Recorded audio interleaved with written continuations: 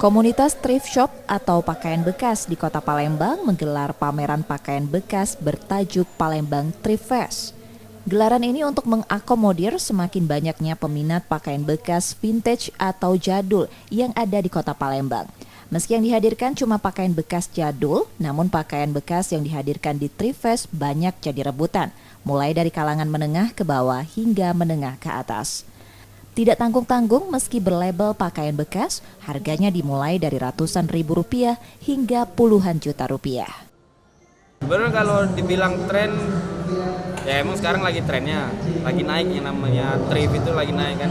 Tapi kalau buat pembeli itu emang udah dari dulu.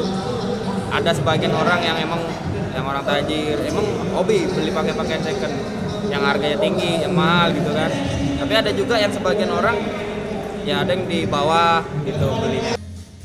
Meski harus merogoh kocek cukup dalam, namun mencari pakaian bekas di Thrift Fest menjadi kepuasan tersendiri bagi peminat pakaian bekas. Pasalnya, pakaian yang sering ditemukan merupakan pakaian jadul dan jarang ditemukan.